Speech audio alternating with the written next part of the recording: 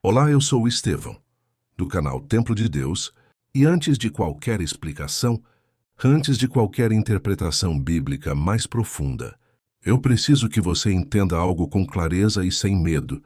Nem tudo o que acontece enquanto você dorme é espiritual, mas tudo o que te inquieta espiritualmente merece discernimento. Hoje nós vamos falar sobre um tema que gera curiosidade, confusão, medo e até culpa em muitas pessoas, mas que raramente é explicado com equilíbrio, verdade bíblica e maturidade espiritual. O significado de sonhar com relações sexuais, segundo a Bíblia. Muitos procuram respostas rápidas, interpretações místicas ou explicações extremas, mas a palavra de Deus não trabalha com exageros nem com superstição. Ela trabalha com discernimento, verdade e alinhamento do coração. E é exatamente isso que vamos fazer aqui, não para te acusar, não para te expor, mas para te libertar da confusão espiritual que esse tipo de sonho costuma gerar. A Bíblia não apresenta um versículo específico dizendo: sonhar com relações sexuais significa isso ou aquilo. E isso não é uma falha das Escrituras, é um convite à maturidade espiritual. Deus nos chama a interpretar a vida espiritual não apenas por símbolos isolados, mas pelos princípios que governam o coração humano, a mente e o espírito. E quando falamos de sonhos, precisamos entender algo fundamental. Sonhos não são todos iguais, nem têm a mesma origem. A palavra de Deus mostra que alguns sonhos vêm de Deus, outros vêm da alma humana e outros são simplesmente reflexos da carne.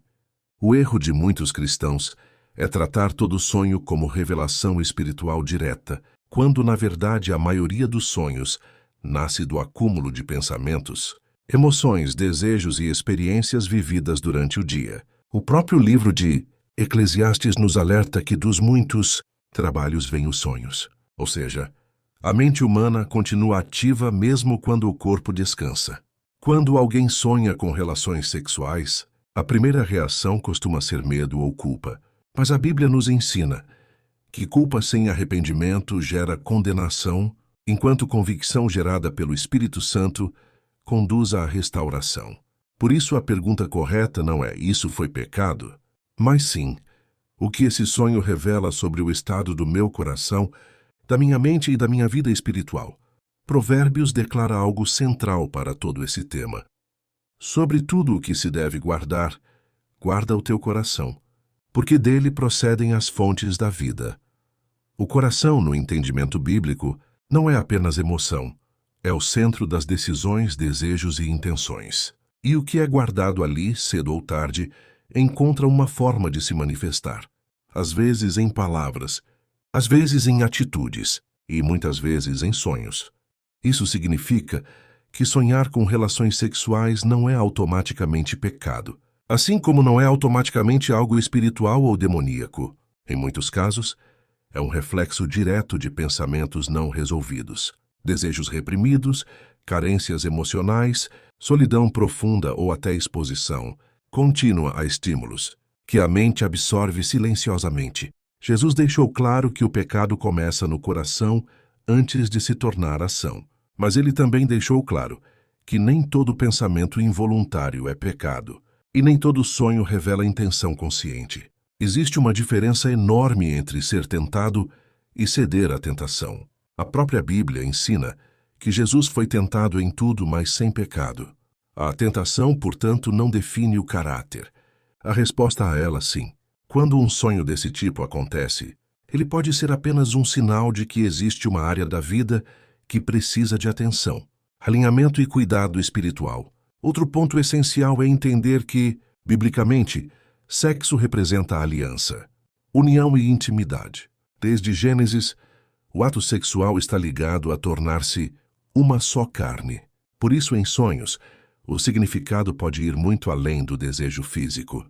Pode simbolizar busca por conexão, necessidade de aceitação, desejo de pertencimento ou até um vazio emocional que não foi tratado à luz de Deus. Muitas pessoas não sonham com sexo porque querem sexo, mas porque sentem falta de intimidade, afeto, segurança ou identidade. A Bíblia nos chama à pureza, sim, mas nunca a paranoia espiritual. Ela nos chama à vigilância, não ao medo. Quando Paulo escreve aos Tessalonicenses sobre santidade, ele fala de domínio próprio, não de repressão cega. O domínio próprio nasce de uma mente renovada e de um coração alinhado com Deus, não de culpa constante. Se esse tema já tocou você de alguma forma, é porque Deus não está te acusando. Ele está te chamando à maturidade espiritual. E isso exige algo simples, mas profundo: discernimento. Discernir o que vem da carne, o que vem da alma e o que vem do espírito. Nem tudo precisa ser combatido como ataque, mas tudo precisa ser avaliado à luz da palavra. Quando entramos no campo dos sonhos com relações sexuais, é impossível ignorar uma verdade bíblica essencial.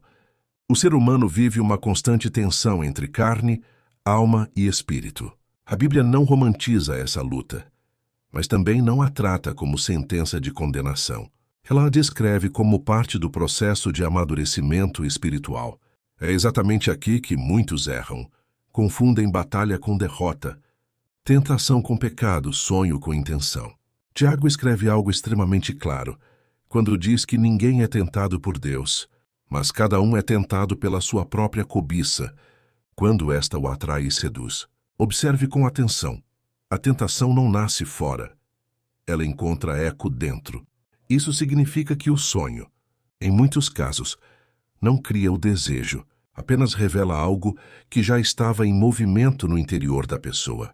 E revelação, quando vem à luz, não é maldição, é oportunidade de correção. Sonhos com conteúdo sexual costumam gerar confusão, porque tocam em uma área onde muitos cristãos vivem em silêncio. A luta interna entre fé e desejos não resolvidos. A Bíblia nunca ensinou que, ao se converter, o ser humano deixa de sentir desejos. O que muda é o governo desses desejos. Antes eles dominavam. Agora devem ser submetidos. E submissão não acontece por repressão emocional, mas por transformação da mente.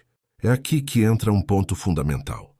Nem todo sonho sexual é tentação espiritual direta. Muitos são apenas manifestações da alma. A alma guarda memórias, experiências, frustrações, carências e expectativas. Uma pessoa que vive longos períodos de solidão, rejeição emocional ou frustração afetiva pode sonhar com intimidade sexual sem que isso esteja ligado à luxúria ativa. O sonho, nesse caso, é um grito silencioso da alma por conexão, não um convite ao pecado. Por outro lado, existem situações em que o sonho se torna recorrente, perturbador e acompanhado de culpa profunda, confusão espiritual ou afastamento da presença de Deus. Nesses casos, a Bíblia nos orienta a não ignorar. Jesus disse aos discípulos: vigiem e orem para que não caiam em tentação. Ele não disse acusem-se nem tenham medo, mas vigiem. Vigilância é consciência espiritual, não paranoia religiosa. A batalha espiritual, segundo as Escrituras, não acontece apenas no ambiente externo.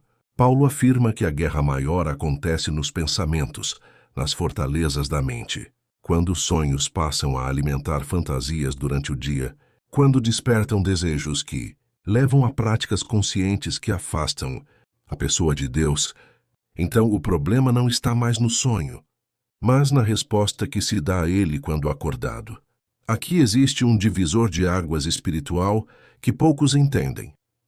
Você não é responsável pelo que aparece involuntariamente na sua mente enquanto dorme, mas é responsável pelo que você decide alimentar quando está acordado. O pecado não está no sonho em si, mas na decisão de transformar aquele conteúdo em prática, fantasia recorrente ou comportamento escondido. A Bíblia mostra que Davi caiu não porque viu, mas porque permaneceu olhando. O problema nunca foi a primeira imagem, mas a permanência. O mesmo princípio se aplica aos sonhos. O inimigo não precisa plantar o pecado diretamente. Basta estimular o que já não está vigiado. E quando não há vigilância espiritual, até algo neutro pode se tornar uma armadilha emocional. Mas é preciso equilíbrio. Nem todo sonho sexual recorrente é ataque espiritual. Às vezes é apenas o reflexo de excesso de estímulos, conteúdos consumidos sem discernimento, músicas, filmes, redes sociais conversas e pensamentos que parecem inofensivos, mas que a mente registra. A Bíblia ensina que tudo o que é puro, tudo o que é digno, tudo o que edifica, deve ocupar o pensamento. A mente é um campo fértil. Ela produz aquilo que é plantado. Quando uma pessoa vive em constante culpa por sonhos que não escolheu ter, ela acaba criando um ciclo perigoso. Culpa gera medo, medo gera afastamento. Afastamento enfraquece a vigilância, e a fraqueza abre espaço para novas tentações. Deus não trabalha com ciclos de culpa, ele trabalha com ciclos de restauração. Onde há arrependimento verdadeiro, há restauração. Onde há vigilância sincera, há crescimento espiritual. Existe ainda um aspecto muito pouco falado, mas profundamente bíblico. Sonhos podem funcionar como alertas, não como acusações. Quando algo se manifesta no inconsciente, Deus pode estar permitindo que venha à tona para que seja tratado. Ignorar não resolve. Reprimir não cura. Levar à oração, sim. O Espírito Santo não acusa como o inimigo. Ele convence. A acusação traz desespero. A convicção traz direção. Se após um sonho desse tipo, você sente desejo de se aproximar mais de Deus, de alinhar sua vida, de buscar santidade, isso não é condenação, é graça em ação. A graça não apenas perdoa, ela ensina a viver de forma diferente. Existe um nível mais profundo que quase ninguém aborda, quando fala sobre sonhos com relações sexuais segundo a Bíblia. A maioria para na superfície do desejo, da tentação ou da culpa, mas as Escrituras nos convidam a ir além, a discernir o que está por trás da imagem, e não apenas a imagem em si. Porque, biblicamente falando, sexo nunca foi apenas corpo. Sempre foi aliança, entrega, união, conexão e pacto. E é exatamente por isso que, em sonhos, o ato sexual frequentemente aparece como símbolo, e não como convite literal. Desde Gênesis, a Bíblia estabelece um princípio espiritual poderoso. E serão ambos uma só carne. Essa declaração vai muito além do físico. Ela fala de ligação profunda, de partilha de identidade, de acesso ao interior do outro. Por isso, quando o sexo aparece em sonhos, muitas vezes o que está sendo revelado não é luxúria ativa, mas fome de conexão, carência emocional, necessidade de pertencimento ou até dependência afetiva não resolvida. Há pessoas que amam a Deus, oram, jejuam, servem, mas carregam vazios antigos que nunca foram curados. Vazios deixados por abandono, rejeição, traições, carência paterna ou materna, relacionamentos mal resolvidos ou expectativas frustradas. A alma, quando não encontra descanso, procura compensações, e o sonho pode ser o lugar onde essa busca se manifesta de forma simbólica. É por isso que alguns sonhos não envolvem prazer, mas confusão. Outros envolvem intimidade sem rosto definido. Outros ainda causam sensação de ligação emocional intensa com alguém que, na vida real, não faz sentido algum. Tudo isso aponta para uma verdade bíblica essencial. A alma também deseja ser preenchida. E quando não é preenchida pela presença de Deus, tenta encontrar substitutos. O problema é que nenhum substituto satisfaz. Por isso o sonho se repete. Por isso a inquietação permanece. Por isso o coração acorda vazio, mesmo após uma experiência onírica intensa. A Bíblia diz que somente Deus satisfaz a alma sedenta e enche de bens a alma faminta. Quando essa verdade não é vivida plenamente, o inconsciente tenta resolver do seu jeito. Aqui entra um discernimento extremamente importante. Nem todo sonho sexual aponta para pecado futuro. Muitos apontam para feridas passadas, e feridas não se combatem com culpa, mas com cura. Jesus nunca tratou feridas com acusação. Ele tratou com verdade, toque e restauração. O Espírito Santo age da mesma forma. Existe ainda outro nível que precisa ser tratado com muito equilíbrio e responsabilidade bíblica. A questão das alianças emocionais. A Bíblia ensina que laços criados fora da vontade de Deus deixam marcas. Relacionamentos passados, especialmente aqueles que envolveram entrega emocional profunda, podem deixar impressões na alma. Isso não significa vínculo espiritual permanente, como alguns ensinam de forma exagerada, mas significa memória emocional não resolvida.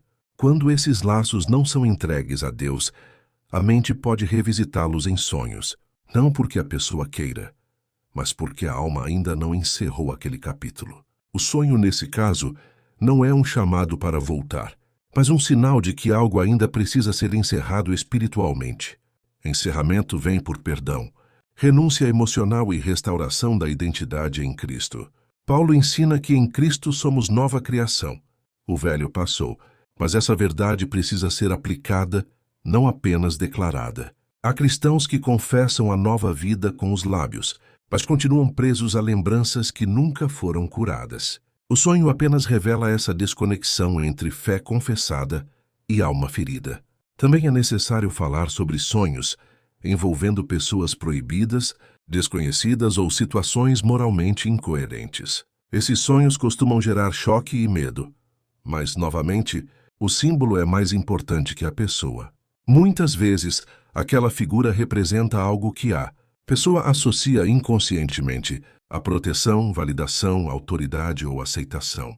O sonho usa imagens conhecidas para comunicar necessidades internas. Deus não fala apenas com palavras. Ele permite que a alma fale também. E quando a alma fala, ela usa símbolos. Ignorar isso é perder uma oportunidade de crescimento espiritual profundo. Interpretar tudo literalmente é cair em erro. A Bíblia nos chama ao discernimento, não à superstição. É importante deixar algo muito claro. Deus não se afasta de alguém por causa de um sonho. Isso precisa ser repetido, porque muitos vivem atormentados por essa mentira. O relacionamento com Deus não é rompido por pensamentos involuntários, mas por escolhas conscientes de viver no pecado sem arrependimento. O sonho não afasta Deus, o orgulho sim, a recusa em tratar o que ele revela sim. Quando o sonho leva a pessoa à oração, ao autoexame saudável, à busca por santidade e alinhamento, ele cumpriu um papel redentor. Quando leva ao desespero, à culpa paralisante e ao afastamento da fé, algo está sendo interpretado errado. Deus corrige para restaurar, não para destruir. Depois de compreender que sonhos com relações sexuais não são, automaticamente, pecado, condenação ou ataque espiritual direto, chegamos ao ponto mais importante de todo esse ensinamento. O que fazer depois do sonho? Porque a maturidade espiritual não está em nunca ter sonhos perturbadores, mas em saber reagir corretamente quando eles acontecem. A Bíblia não nos chama para controlar sonhos, mas para governar pensamentos, emoções e decisões quando acordamos. O maior perigo não está no sonho em si, mas na interpretação errada que leva à culpa excessiva, ao medo espiritual ou ao afastamento de Deus. O inimigo não precisa destruir alguém com grandes quedas. Muitas vezes ele paralisa a pessoa com acusações sutis, fazendo-a acreditar que está suja, distante ou indigna da presença de Deus. Mas a palavra é clara. Agora, pois nenhuma condenação há para os que estão em Cristo Jesus. Nenhuma. Nem por pensamentos involuntários, nem por sonhos, nem por batalhas internas. Quando um sonho desse tipo acontece, a primeira atitude bíblica é levar a Deus em oração, não fugir dele. Adão se escondeu após o pecado. Davi correu para Deus após errar. A diferença entre queda e restauração está na direção que você toma depois do confronto interior. Deus não se assusta com o que se passa na sua mente. Ele é Senhor também sobre isso. A segunda atitude é o autoexame saudável, não acusatório. Paulo ensina que devemos examinar a nós mesmos, mas nunca nos condenar. Perguntas simples feitas com sinceridade diante de Deus são mais poderosas do que qualquer interpretação mística. Como está minha vida espiritual? O que tenho alimentado com meus olhos, ouvidos e pensamentos? Existe alguma carência emocional que tenho tentado ignorar? Existe algo que preciso entregar, perdoar ou encerrar? Essas perguntas não são para gerar medo, mas alinhamento. A terceira atitude é vigiar os portões da mente. Jesus foi claro: vigiai e orai, para que não entreis em tentação. A mente é alimentada diariamente e sonhos frequentemente refletem aquilo que foi absorvido ao longo do dia. Isso não significa que todo sonho sexual vem de conteúdo explícito, mas significa que o coração humano responde a estímulos, memórias e emoções acumuladas. Guardar a mente não é isolamento do mundo, é escolha consciente do que você permite permanecer dentro de você. Outro ponto essencial é compreender que pureza bíblica não é ausência de luta, é fidelidade em meio à luta. A Bíblia nunca prometeu que o cristão não teria conflitos internos. Ela prometeu que em Cristo haveria vitória sobre eles. Santidade não é perfeição comportamental, é dependência diária da graça. Quem entende isso vive livre. Quem não entende, vive oprimido por um padrão impossível. Também é fundamental quebrar a ideia de que espiritualidade se mede pela ausência de conflitos internos. Muitos homens e mulheres extremamente usados por Deus enfrentaram batalhas profundas na mente. O diferencial nunca foi a inexistência da luta, mas a forma como eles se renderam a Deus diariamente. O coração quebrantado nunca é rejeitado pelo Senhor. Agora chegamos a um ponto-chave: o descanso espiritual. Muitos sonhos recorrentes estão ligados à ansiedade, medo, sobrecarga emocional e falta de descanso da alma. O Salmo 4 diz: "Em paz me deito e logo pego no sono, porque só tu, Senhor, me fazes habitar em segurança." Dormir em paz também é um ato espiritual. Confiar a mente a Deus antes de dormir é uma disciplina bíblica poderosa. É por isso que a oração não deve ser apenas corretiva, mas preventiva. Orar antes de dormir, entregar pensamentos, pedir guarda da mente e do coração, declarar a palavra e descansar em Deus, cria um ambiente espiritual de paz. Não é ritual, é relacionamento. E agora, antes de encerrarmos, eu quero conduzir você a uma oração profunda, não para gerar medo, mas para gerar descanso, alinhamento, cura e proteção espiritual. Onde quer que você esteja, se puder, feche os olhos por alguns instantes. Se não puder, apenas acompanhe com o coração. Senhor Deus, Pai eterno e amoroso, nós nos aproximamos de Ti não com medo, não com culpa, não com vergonha, mas com confiança, porque a Tua palavra diz que podemos entrar com ousadia no Teu trono de graça. Tu conheces a mente, o coração e as batalhas internas de cada pessoa que ora agora. Nada te surpreende, nada te assusta, nada te afasta. Pai, entregamos diante de Ti nossos pensamentos, nossas emoções, nossas memórias e até mesmo nossos sonhos. Tudo o que é confuso, nós colocamos diante da Tua luz. Tudo o que é pesado, nós entregamos ao Teu cuidado. Tudo o que gera inquietação, nós submetemos à Tua paz. Se existe carência emocional, cura, Senhor. Se existe ferida antiga, restaura. Se existe culpa que não vem de Ti, remove agora. Se existe tentação, fortalece. Se existe cansaço da alma, traz descanso. Guarda nossa mente, guarda nosso coração, guarda nosso sono e renova nosso interior. Nós declaramos que pertencemos a Cristo, que nossa identidade está firmada na cruz, que nossa mente é lavada pela palavra, que nossa consciência é purificada pelo Teu amor, que nenhuma acusação prospera contra aqueles que estão em Ti. Espírito Santo, ensina-nos a vigiar sem medo, a orar sem paranoia, a viver em santidade sem peso e a descansar sem culpa.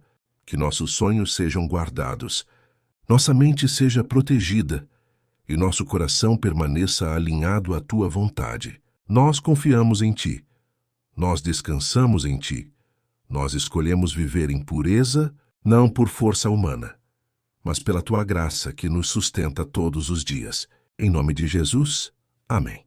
Se essa mensagem falou com você, escreva nos comentários: "Eu escolho viver em paz com Deus." Isso não é apenas interação, é um posicionamento espiritual. Deixe o seu like. Inscreva-se no canal e compartilhe com alguém que precisa ouvir essa verdade, sem medo e sem condenação. Para encerrar, guarde isso no seu coração. Sonhos não definem quem você é. Suas escolhas diante de Deus é que definem. A Bíblia nos ensina que o Senhor conhece nossas intenções, não apenas nossos pensamentos passageiros. Se o seu coração deseja agradar a Deus, você já está no caminho certo, mesmo em meio às lutas. Não viva preso à culpa. Viva firmado na graça. Não permita que um sonho roube sua paz. sua fé ou sua comunhão com Deus. Em Cristo, você não é condenado. Você é cuidado, ensinado e restaurado diariamente. Descanse em Deus, confie nele. Entregue sua mente, seu coração e até seus sonhos ao Senhor. E lembre-se, quem habita na presença de Deus não vive sem batalhas, mas nunca luta sozinho. Se essa mensagem falou com você, escreva nos comentários. Minha mente pertence ao Senhor. Deixe o seu like, inscreva-se no canal e compartilhe esta palavra com alguém que precisa de paz hoje.